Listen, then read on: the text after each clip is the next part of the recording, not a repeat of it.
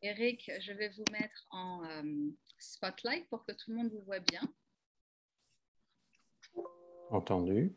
Et je me mets sur mute, je vous laisse la parole. Merci et à tout à l'heure. Merci beaucoup Sonia et bienvenue à toutes et à tous. Et nous commençons effectivement un nouveau cycle sur les grandes figures féminines de la résistance, parce que l'on parle souvent bien sûr des contributions masculines qui ont été très importantes, mais il faut également parler des femmes. I would like to ask you all, I'm going to say that in English before I start, to mute yourself because I can hear some people in the background.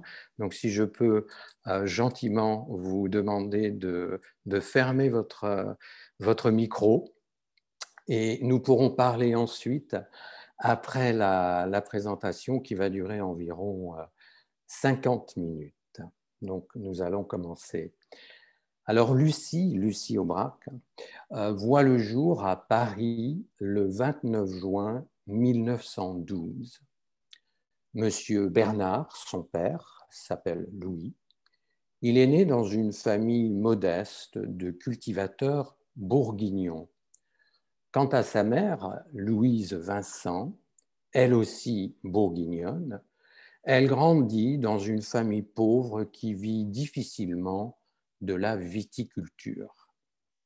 Alors après leur mariage, Louis et Louise s'installent dans la commune de Châtelet-Malabry, près de Paris. Louis, jardinier de formation, vient d'y trouver un travail.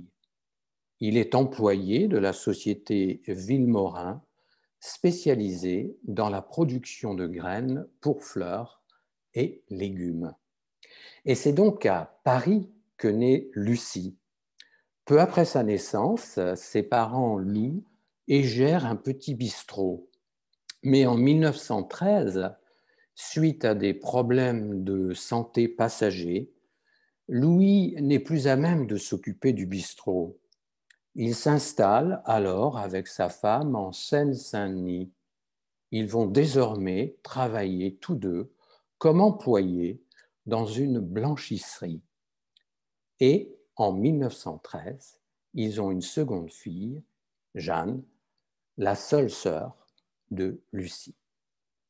Alors, à la recherche d'un meilleur environnement, M. Bernard et son épouse déménagent en Normandie, au château de Bernay. Louis peut de nouveau exercer son métier de jardinier. Mais hélas, il est mobilisé en 1914 alors qu'éclate la Première Guerre mondiale. Louise, désormais seule avec Lucie et Jeanne, travaille comme laitière et domestique au château. Elle prend ensuite un emploi mieux rémunéré, la voilà couturière pour l'armée. En 1916, elle envoie Lucie et Jeanne en Bourgogne, chez leurs grands-parents. Les temps sont difficiles et elles y resteront 2 ans. Quant à Louis, blessé sur le front, il rentre en Normandie à la fin de la guerre, partiellement invalide. Alors, fin 1918, Louis et Louise rejoignent leurs 2 filles en Bourgogne. Voilà donc la famille de nouveau réunie. Lucie a 6 ans. Alors, Louis travaille maintenant comme jardinier au magnifique château du Plessis, dans le village de Blanzy. Louise retrouve sa fonction de laitière et travaille aux côtés de son mari pour le marquis et la marquise de Barbentane. Alors, la vie de Lucie et de Jeanne devient enfin plus sereine. En 1924, toutes deux obtiennent le statut de pupilles de la nation, car leur père fut blessé au cours de la Grande Guerre. La famille Bernard reçoit donc une petite rente mensuelle de l'État afin de subvenir aux besoins des enfants. Ce statut procure aussi une couverture sociale, médicale, à une époque où elle n'existait pas. Les frais scolaires des pupilles de la nation sont également couverts jusqu'à l'âge de 21 ans. Les parents Bernard vont donc pousser leur fille à faire des études. Et en 1925, à 13 ans, Lucie passe son certificat d'études avec succès. Elle pourra à l'avenir bénéficier de bourses d'État si elle souhaite continuer à étudier. Alors Lucie est une étudiante brillante. En 1928, alors qu'elle a 16 ans, ses parents décident de s'installer à Vitry-sur-Seine, aux portes de la capitale. Ainsi, elle pourra poursuivre son parcours scolaire dans les meilleures conditions. Alors, poussée par ses parents, Lucie réussit son concours d'entrée à l'école normale de Batignolles, qui forme les institutrices. Nous sommes en 1931, elle a donc 19 ans, et un bel avenir s'ouvre devant elle.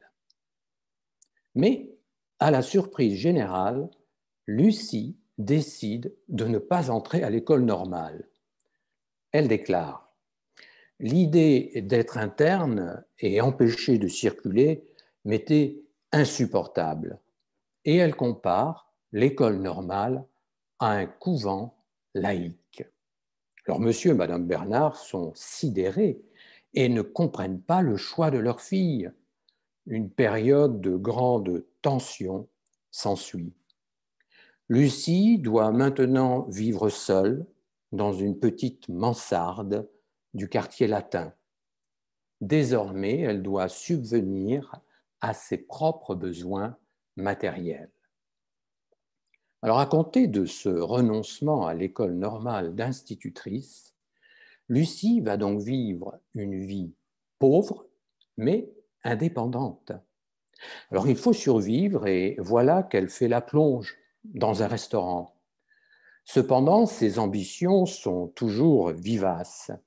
Elle s'est mise en tête d'entrer à la Sorbonne et de faire des études d'histoire. Mais pour cela, il faut d'abord qu'elle obtienne son baccalauréat. Alors, désargentée, c'est donc en autodidacte qu'elle prépare cet examen. Sa détermination et ses capacités intellectuelles exceptionnelles vont faire le reste. Elle obtient son bac en 1933 et va donc s'atteler à rentrer à la Sorbonne. Elle décide de préparer l'agrégation féminine d'histoire-géographie. Ce diplôme d'études universitaires supérieures est destiné aux enseignantes des lycées de jeunes filles. Alors, un de ses professeurs écrira, en parlant de sa détermination extraordinaire, je cite: Lucie réussira tout ce qu'elle entreprendra dans l'ordre intellectuel, parce qu'elle saura toujours nettement ce qu'elle veut et le voudra résolument. Et il ne s'est pas trompé, car en 1938, elle est admise sur concours, et cela dès sa première tentative. La voilà donc officiellement professeure agrégée d'histoire-géographie. Elle va enfin pouvoir gagner sa vie décemment. C'est la fin d'une période de privation qui aura tout de même duré 8 années. Alors, durant ses études, Lucie fréquente le Cercle international de la jeunesse, fondé par la section française des Quakers, sous l'impulsion d'étudiants anglophones. Alors, allergique à toute structure hiérarchique et à tout credo, ce cercle convient parfaitement à l'esprit indépendant de Lucie. Elle y trouve un terrain idéal et y rencontre des intellectuels pacifistes, français et étrangers, qui vivent à Paris. Le cercle organise des causeries où elle peut débattre à son aise et en toute liberté. Des balades, des excursions, des sorties culturelles sont également au programme. Grâce au cercle, elle se rend à Berlin en 1932 et 1936 et elle visite l'Angleterre. Alors, parallèlement à son engagement au cercle, Lucie milite activement aux jeunesses communistes. Mais son engagement auprès des communistes français n'est pas forcément idéologique. Elle déclarera elle-même dans son autobiographie, je cite, « J'ai adhéré aux jeunesses communistes en 1932.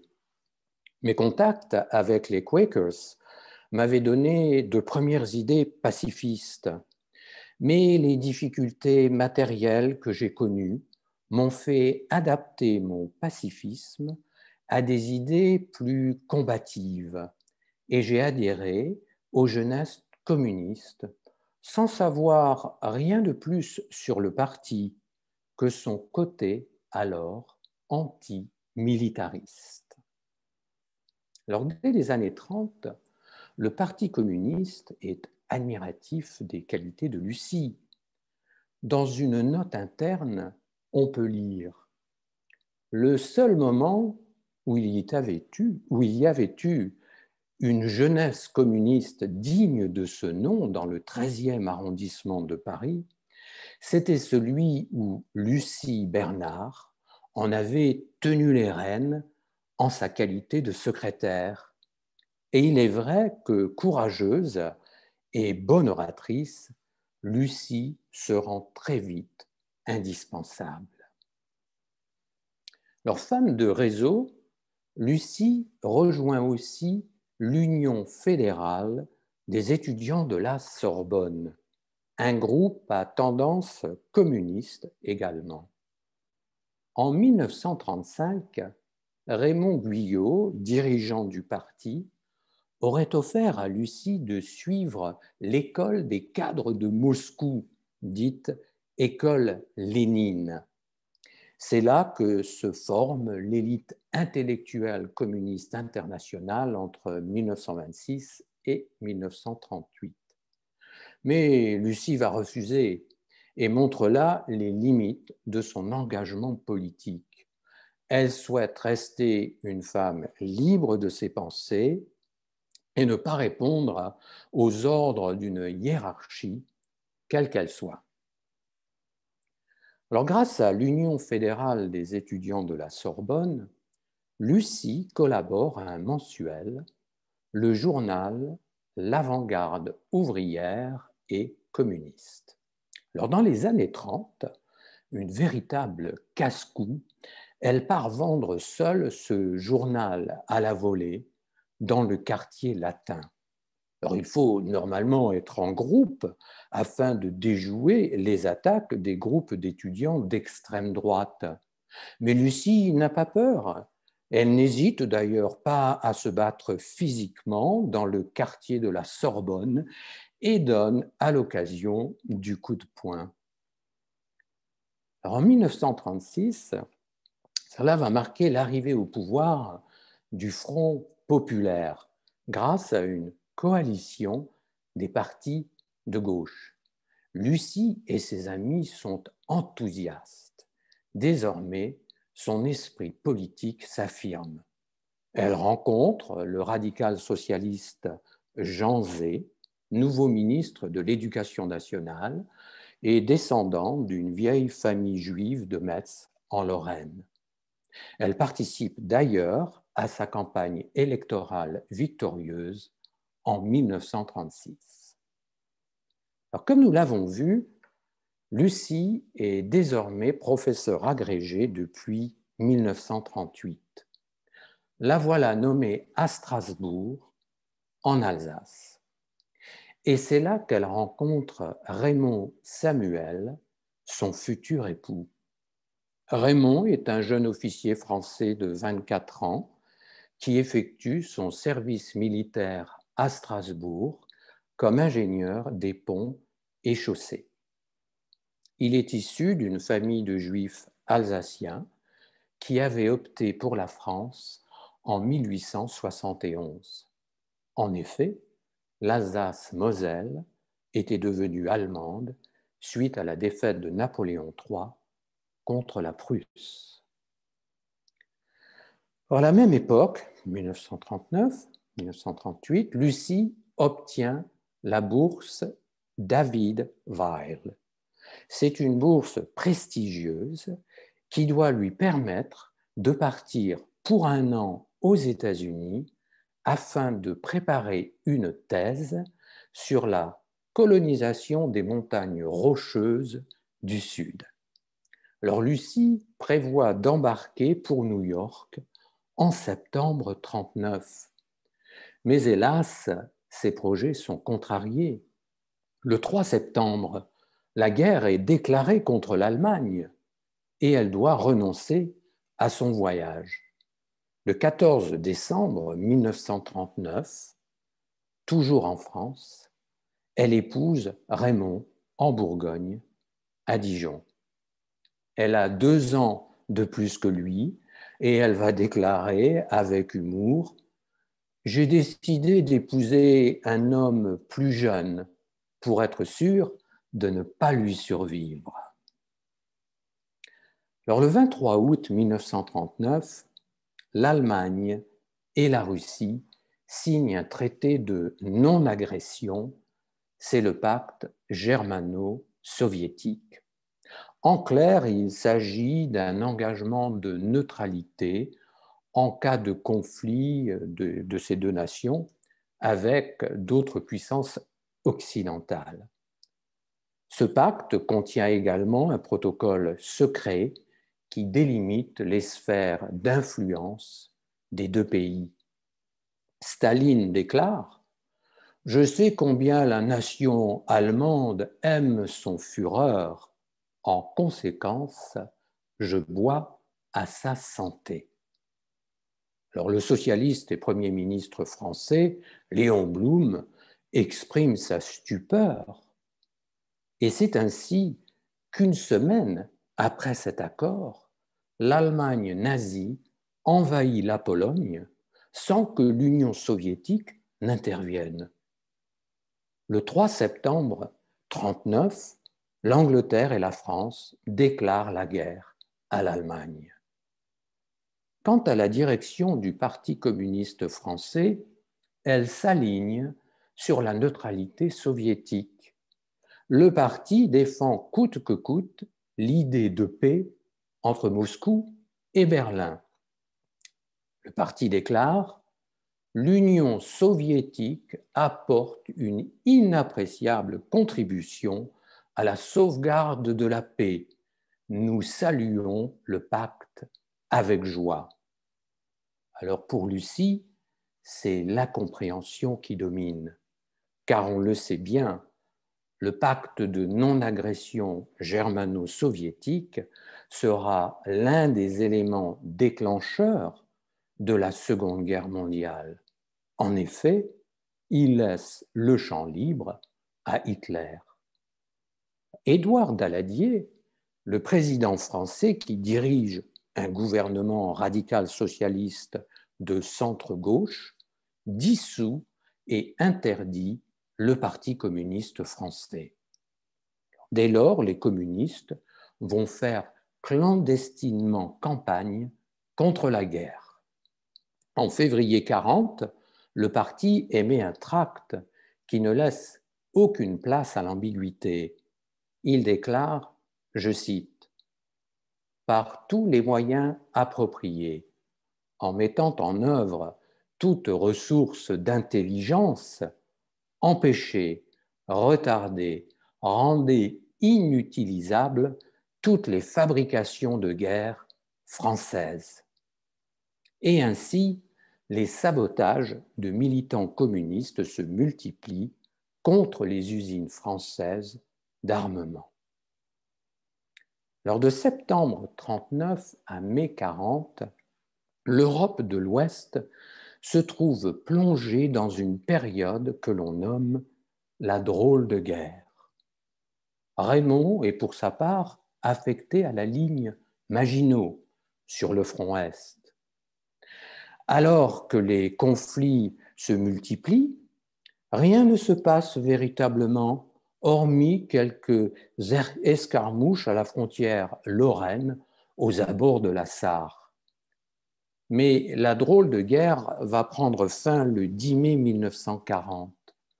L'Allemagne déclenche les hostilités contre les Pays-Bas, la Belgique et le Luxembourg, tous trois pays neutres.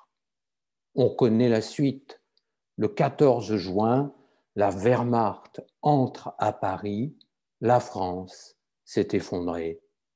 Le 22 juin 1940, la France est divisée en deux. Le nord et la façade atlantique sont occupés par l'ennemi. Le sud de la France a le statut de zone libre et est administré par le gouvernement du maréchal Pétain. Strasbourg et Metz deviennent quant à elles allemandes par annexion. Alors désormais, Lucie enseigne à Vannes, coincée en Bretagne par la guerre. Alors le hasard veut que Lucie ait pour élève Simone Signoret, qui deviendra une fameuse actrice française. D'ailleurs, en 1969, Signoret interprétera le personnage de son ancien professeur, Lucie Aubrac, dans le fameux film de Jean-Pierre Melville, L'Armée des Ombres. Alors l'exil de Lucie en Bretagne est rendu d'autant plus difficile que le 21 juin, son mari Raymond est capturé par l'armée allemande lors de la débâcle. Alors, sans hésiter, Lucie décide d'organiser son évasion. La chose n'est pas facile car Raymond est emprisonné à la prison de Sarrebourg, près de Metz, en Moselle allemande. Profitant du chaos qui règne en Alsace-Lorraine, c'est lors d'un transfert et d'une attaque de fourgon que Raymond parvient à s'évader. Alors Lucie et Raymond trouvent refuge à Lyon en zone libre. Raymond obtient un emploi d'ingénieur. Quant à Lucie, bien qu'empêchée de partir aux États-Unis pour sa thèse, elle garde le bénéfice de sa bourse. Elle suit donc son mari sans avoir à chercher un poste de professeur. Elle profite de son temps libre pour faire un voyage à Clermont-Ferrand, dans le centre de la France. Elle y rencontre un ancien collègue strasbourgeois, Jean Cavaillès, professeur de philosophie. Alors, opposé au régime de Vichy, Cavaillès est désormais l'un des principaux chefs militaires de la résistance intérieure qui vient à peine de naître. Il va présenter à Lucie un journaliste, Emmanuel Astier de la Vigerie, ainsi qu'un intellectuel juif, Georges Séraphin, fondateur de la LICRA, organisation qui lutte contre l'antisémitisme. Alors, Emmanuel Astier vient juste de fonder, avec Jean Cavaillès, une organisation anti-nazie appelée Libération Sud. Cette rencontre est décisive pour Lucie, qui désormais est connue sous un pseudonyme, Mathilde. Alors, avec son mari Raymond, ils sont les premiers à rejoindre ce groupe de résistants qui est encore à l'état embryonnaire. Désormais, tout leur temps libre sera consacré à la distribution de tracts appelant à la résistance. Lucie et Raymond s'occupent aussi du recrutement de nouveaux membres et organisent des sabotages d'usines qui collaborent avec l'ennemi. On le voit donc, bien que d'affinités communistes, ils n'obéissent nullement aux directives de neutralité du parti. Alors Lucie est une femme extraordinaire. En effet, elle n'hésite pas à prendre des risques énormes alors qu'elle est enceinte. En mai 1941, un mois après la naissance de son premier fils, Jean-Pierre, Lucie va aider Emmanuel Astier à créer un journal clandestin. Il s'intitule Libération Sud, comme le groupe auquel elle appartient désormais. Alors pour des raisons évidentes d'anonymat, c'est maintenant sous un pseudonyme, celui d'Aubrac, que Lucie et Raymond Samuel seront connus. Lucie et Raymond vont contribuer à faire du mouvement Libération Sud l'un des groupes les plus actifs de la résistance française en zone libre. Il sera le groupe le plus efficace après le mouvement Combat, fondé par Henri Freinet et Bertie Albrecht, dont j'aurai l'occasion de parler lors d'une prochaine conférence. Un tournant politique majeur prend place le 22 juin 1941. Adolf Hitler décide d'attaquer la Russie. Cela brise de facto le pacte de non-agression germano-soviétique. De ce fait, le Parti communiste français, inféodé à Moscou, se range enfin du côté de la résistance. En octobre 1941, Lucie doit reprendre ses activités professionnelles car sa bourse est arrivée à son terme. Elle obtient un poste dans un lycée lyonnais, ce qui lui permet, bien sûr, de rester aux côtés de son mari. Mais bientôt, ses activités clandestines vont bien vite l'occuper ailleurs. Lucie Aubrac est une intellectuelle impulsive, pleine de dynamisme, et certains jugent ce dynamisme excessif. Son mari est plus posé. En fait, c'est l'élément modérateur du groupe. La vigueur physique et le courage de Lucie ne cessent d'étonner les résistants. Malgré son fils qui n'a qu'1 an, elle travaille la nuit, va coller des tracts et fait des graffitis protestataires sur les murs de la ville de Lyon. Dorénavant, Lucie et Raymond sont au cœur de Libération Sud et ont un rôle de dirigeants dans cette formation secrète. Alors Lucie assiste à toutes les réunions clandestines qui se déroulent souvent dans leur appartement. Elle est désormais chargée de la liaison avec Libération Nord qui fait des opérations en zone occupée. À ce titre, elle fait de nombreux allers-retours entre Lyon et Paris. Ce n'est pas sans risque, puisqu'elle entre dans la zone directement administrée par les Allemands. Quant à son mari Raymond, il prend la direction d'un groupe paramilitaire en été 1942.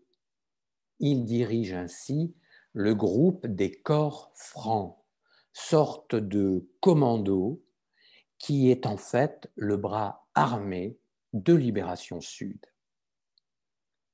Mais à partir de novembre 1942, les Allemands occupent la France dite libre.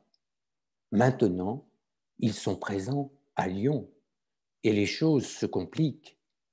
Les résistants sont pourchassés par la Gestapo, mais aussi par la milice française, créée en janvier 1943 par le gouvernement de Vichy et dirigée par Joseph Darnan. Alors, cela n'empêche pas Lucie d'être de plus en plus active.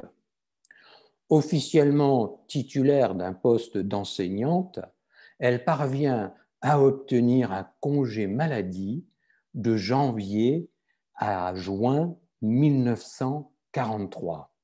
Alors elle en profite bien sûr pour agir et monter des coups avec son mari, pour faire libérer des camarades prisonniers. C'est une femme de terrain et d'action. Attaques de fourgons à la mitraillette et à la grenade se succèdent. Avec le groupe des corps francs, rien ne l'arrête. Lucie n'organise donc pas seulement des opérations périlleuses, elle y participe au risque de sa propre vie. Alors que la répression nazie s'intensifie, un jeune agent de liaison inexpérimenté est arrêté par la police lyonnaise. Ce résistant va parler et donner les noms de 9 membres du groupe de résistance Libération Sud.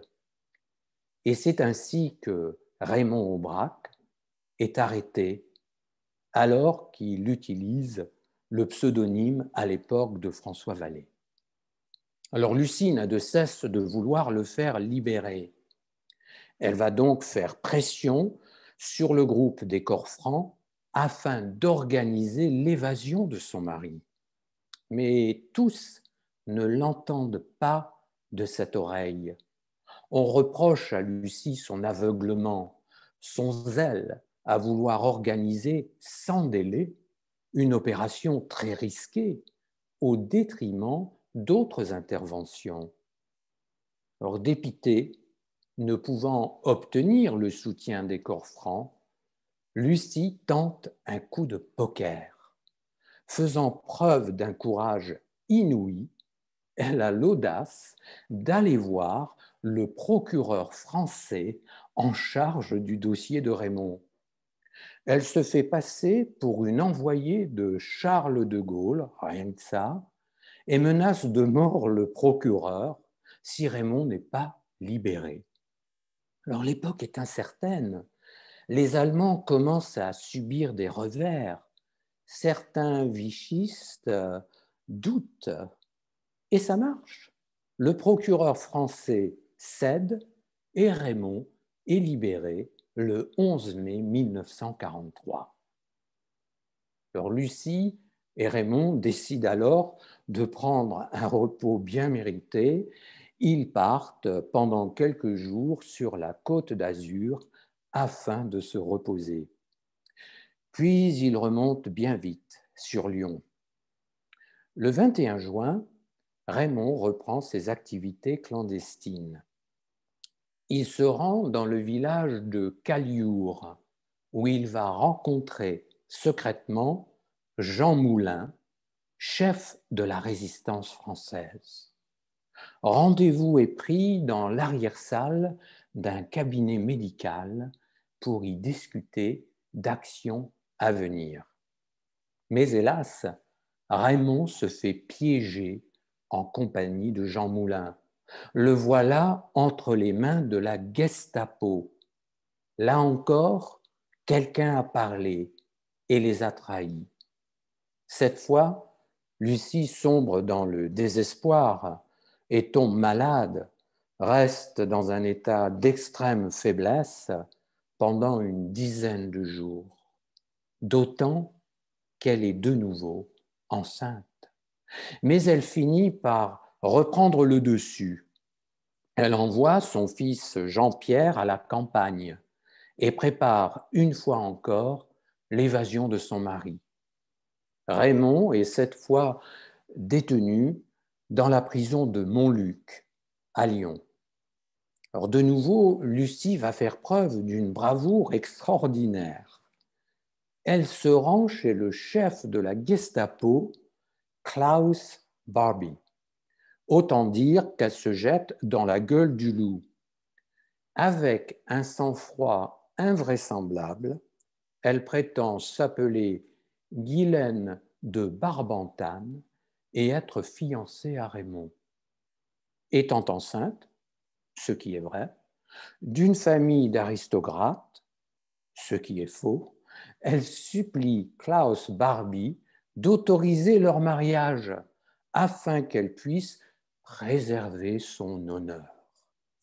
Barbie, trompée, accorde à Lucie de voir Raymond dans sa cellule, et c'est alors qu'elle lui fournit les plans de son évasion.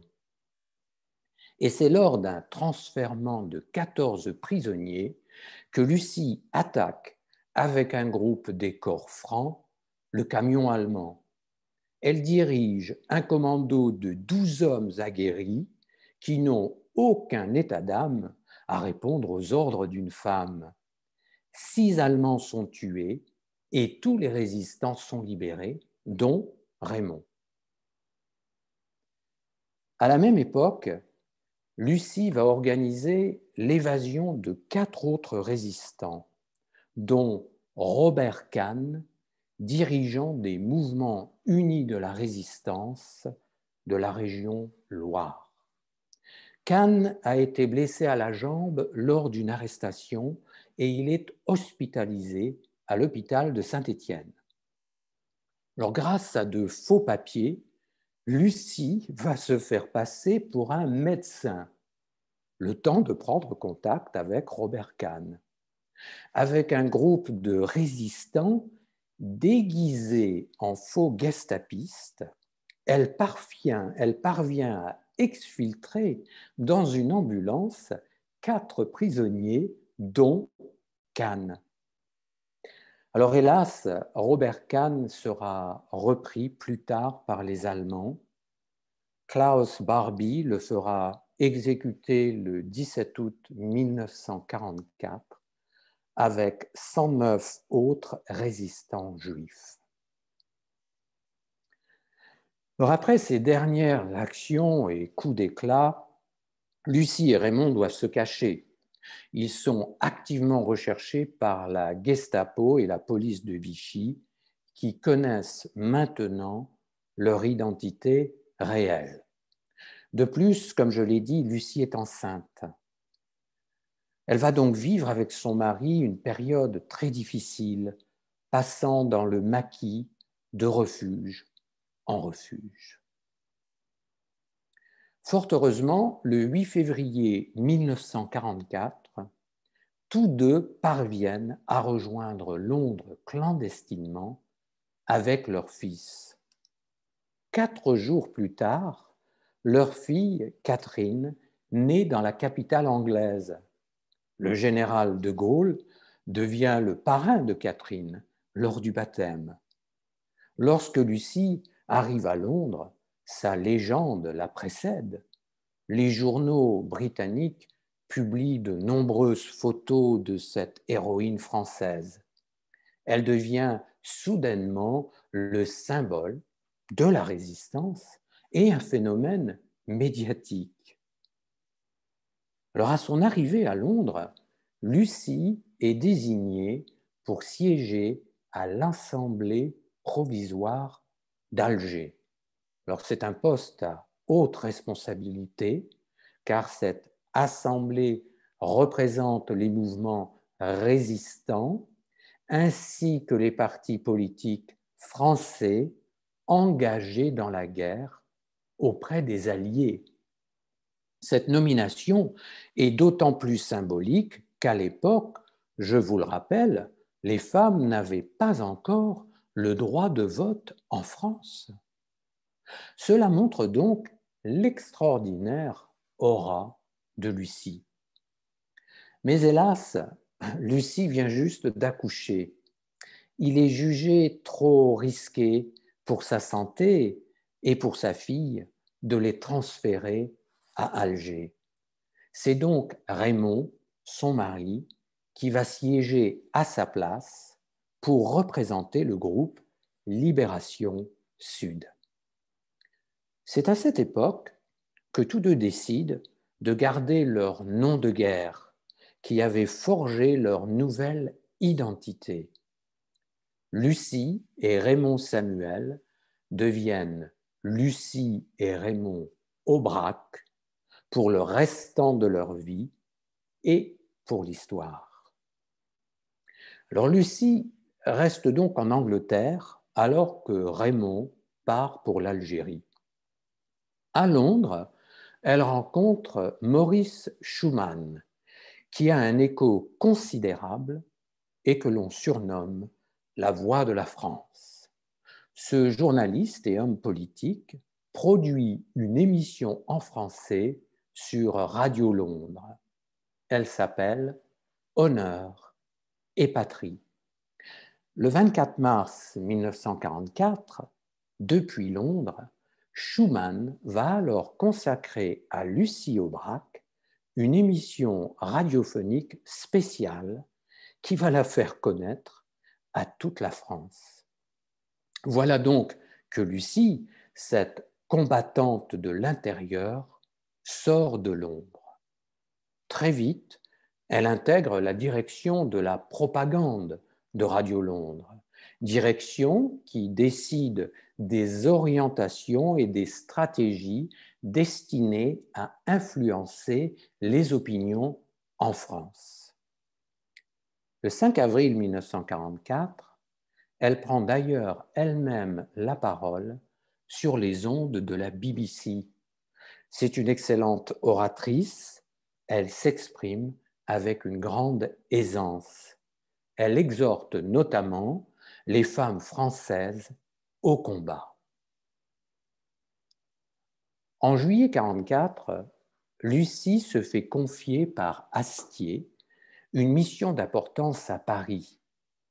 Elle rejoint la capitale française, enfin libérée en août 1944.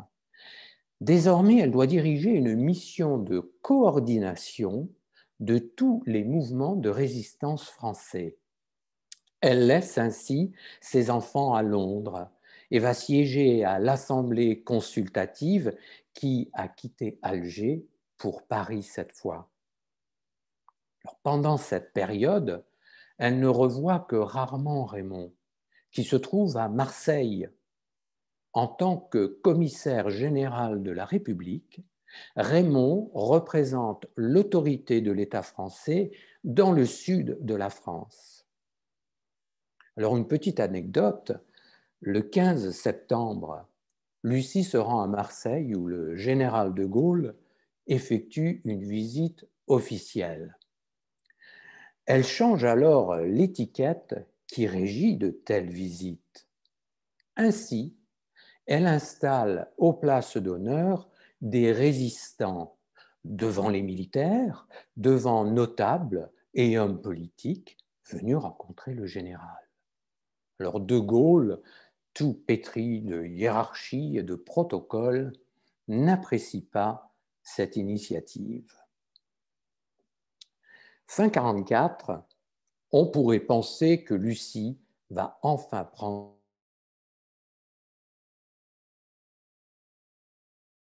un repos, ouvrir en Provence des maisons pour les enfants orphelins dont les parents résistants sont morts durant la guerre. De novembre 1944 à janvier 1945, elle crée 5 de ces maisons, dont une dans l'ancienne propriété privée du maréchal Pétain. Alors qu'il quitte ses fonctions de commissaire général de Marseille, Raymond rejoint Lucie à Paris en janvier 1945. Les voilà donc enfin réunis avec leurs 2 enfants. Pour sa part, Lucie continue de siéger à l'Assemblée consultative de Paris. On la retrouve dans de nombreuses commissions, l'éducation nationale, la justice, l'épuration, le travail et les affaires sociales. Alors à la même période, Lucie prend la direction de Femmes, un hebdomadaire féminin de la résistance proche du général de Gaulle. Alors toujours sympathisante communiste, elle fait face à de nombreux tiraillements politiques. L'union de tous les résistants est en fait impossible entre les communistes inféodés à Moscou et les souverainistes qui suivent Charles de Gaulle. Désolée par cet état de fait, Lucie décide alors de quitter la direction du journal Femmes. Dépitée, elle va tenter de créer son propre journal, qu'elle appelle Privilèges des femmes. Le premier numéro sort en octobre 1945. Elle y célèbre notamment le droit de vote des femmes. En effet, en avril 1945, les femmes votent pour la première fois à une élection en France. C'est donc un siècle après le droit de vote accordé aux hommes en 1848. Mais hélas, l'hebdomadaire de Lucie ne parvient pas à se faire une place dans un univers où la concurrence est farouche. La publication de Privilèges des femmes doit s'arrêter après 7 numéros. Il faudra plusieurs années au couple Aubrac pour éponger les dettes de cet échec. En octobre 1945, Lucie publie un livre intitulé Résistance. Elle y donne sa vision de la résistance française et ne tresse aucun laurier au Parti communiste. Alors malgré tout, elle est admise, grâce à sa notoriété, sur une liste communiste lors des élections législatives de novembre 1946. Elle se retrouve alors en 3e position sur une liste conduite par Waldeck-Rocher, mais elle ne sera pas élue. Pourtant, l'année 1946 lui apporte une grande joie, la naissance d'une 3e enfant, Élisabeth. Ho Chi Minh, président communiste de la République populaire du Vietnam et admirateur de Lucie, va alors s'auto-proclamer parrain d'Élisabeth. Leur grand combattant anticolonialiste et promoteur de la place des femmes en politique, cela ne peut que plaire à Lucie. Alors en février 1948, Raymond Aubrac devient l'un des fondateurs du Mouvement de la paix, une organisation onusienne d'inspiration pacifiste. Il milite notamment avec Lucie en faveur du désarmement de l'Allemagne et de l'abandon de l'arme atomique. Parallèlement à ses activités d'enseignante, Lucie participe à de nombreuses réunions publiques et effectue des déplacements à l'étranger. En mars 1950, elle se rend par exemple à Stockholm, où est lancé le fameux appel de Stockholm qui tente à interdire l'usage de la bombe atomique. Au début des années 50, Lucie s'implique dans l'affaire Henri Martin. Alors Henri Martin est un militant communiste, soldat de la marine française, qui se rend en Indochine en 1945, pensant lutter contre l'occupant japonais. Mais il se rend vite compte que les Japonais ont été désarmés. En 1946, il assiste au bombardement de Haiphong par la France, qui fait 6000 victimes civiles. C'est le début de la guerre au Vietnam et en Indochine française. Henri Martin rentre en France et distribue des tracts contre la guerre d'Indochine. Il est pourtant toujours militaire, donc tenu au devoir de réserve. En octobre 1950, il est poursuivi par le gouvernement français pour propagande anticoloniale. Il est alors condamné à 5 ans d'emprisonnement. Henri Martin devient vite le symbole de ceux qui luttent contre l'impérialisme français. Des comités de défense se mettent en place, auxquels appartiennent le philosophe Jean-Paul Sartre, l'écrivain et producteur de films Jean Cocteau et Lucie Aubrac, bien sûr. Alors la pression des intellectuels finira par faire libérer Henri Martin en août 1953, après tout de même 3 années d'emprisonnement. À partir de 1958, Lucie et Raymond s'installent à Rabat, au Maroc, un ancien protectorat français qui a obtenu son indépendance 2 ans auparavant. Alors leur départ est en fait motivé par les événements d'Algérie. En effet, la France envoie des contingents de jeunes soldats afin de lutter contre les indépendantistes. Les partis de gauche, dont les communistes, soutiennent cet effort de guerre.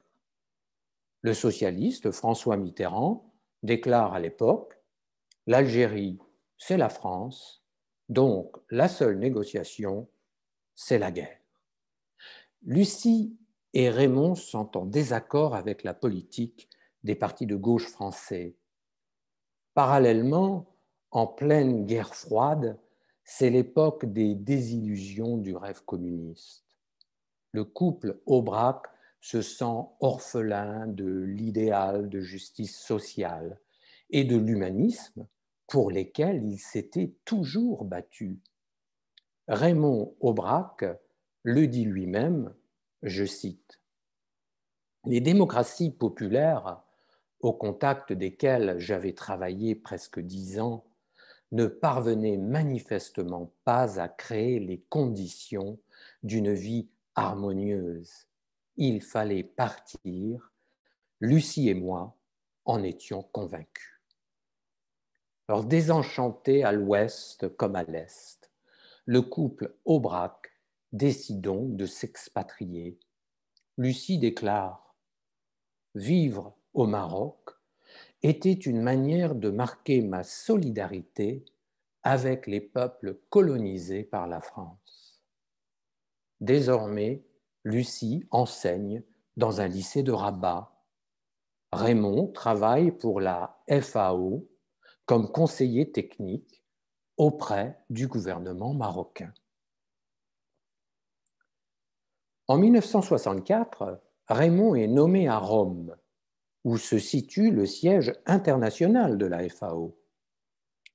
Lucie suit donc son mari et poursuit son métier d'enseignante en Italie. Elle a 54 ans et finalement, elle n'aura véritablement enseigné que 18 ans. Alors, passionnée d'histoire et d'archéologie, cette installation en Italie la ravit. Mais après 20 années d'expatriation, Léo Aubrac rentre à Paris. La carrière de Raymond s'achève. Il a 62 ans et il prend sa retraite. Désormais, la guerre de 40 semble loin. Beaucoup de Français ont oublié Lucie, son combat et ses exploits de résistante. À 64 ans, elle reprend pourtant son bâton de pèlerin et rejoint la Ligue des droits de l'homme. Elle se bat alors pour le droit des immigrés et leur intégration sur le sol français. Elle continue ses engagements politiques. En 1981 et 1988, elle soutient la candidature socialiste de François Mitterrand à la présidence de la République. Alors en 1984, elle publie un récit autobiographique intitulé « Nous partirons dans l'ivresse », dont le fameux film « Boulevard des Hirondelles » sera tiré en 1992. Alors la publication de cet ouvrage a lieu 1 an après la capture en Bolivie de Klaus Barbie, l'ancien officier SS et chef de la Gestapo de Lyon. On doit cette arrestation de Barbie au fameux couple français de chasseurs nazis, Beate et Serge Klarsfeld. Le procès Barbie a un retentissement énorme en France. C'est Jacques Vergès, un ténor du barreau, connu pour ses accointances communistes, qui est l'avocat de Barbie. On surnomme alors Vergès l'avocat du diable. Ce procès est l'occasion pour Lucie de revenir au-devant de la scène médiatique. Elle est notamment invitée à l'émission télévisée Apostrophe, dirigée par le fameux critique littéraire Bernard Pivot.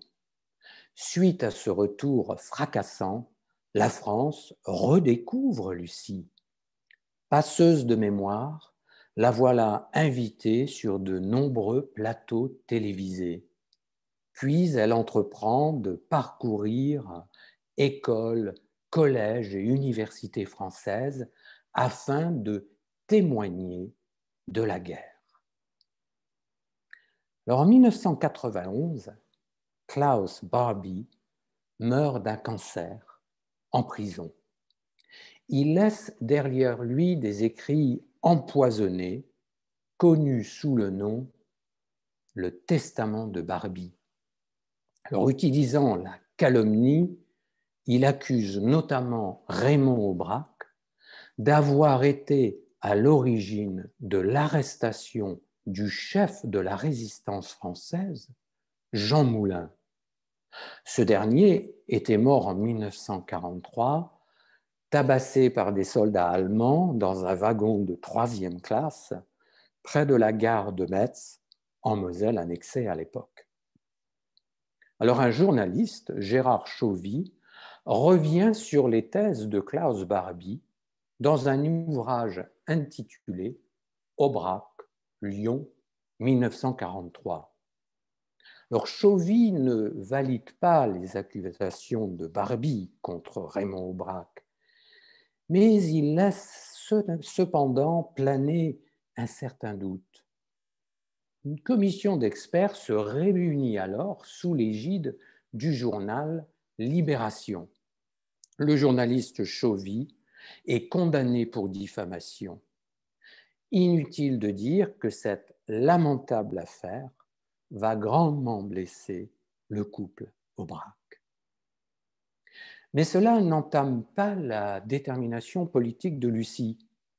En 2001, à 89 ans, elle est présidente du Comité national de soutien à la candidature présidentielle de Jean-Pierre Chevènement.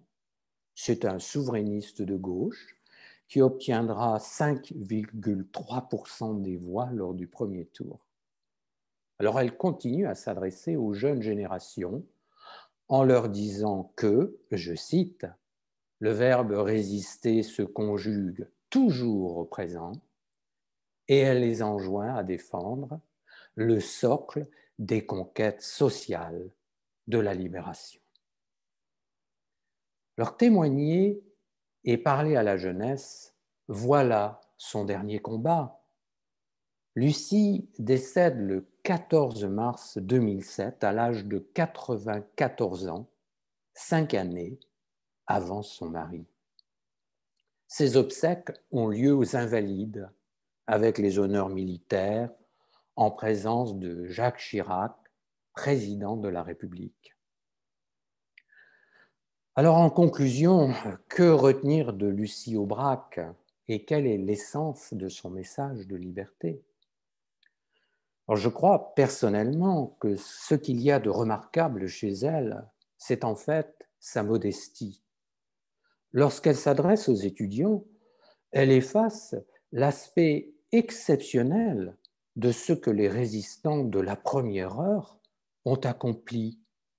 Elle reste déterminée à montrer aux jeunes qu'eux aussi peuvent agir, mais que pour cela, il faut avant tout porter dans son cœur les valeurs humanistes et de fraternité. Lucie Aubrac était toujours tournée vers l'avenir. Jusqu'à son dernier souffle, elle n'a fait que regarder droit devant elle à la recherche constante de la liberté. Je vous remercie de votre attention. Merci beaucoup. Merci beaucoup. Merci, je vous remercie. Excellent.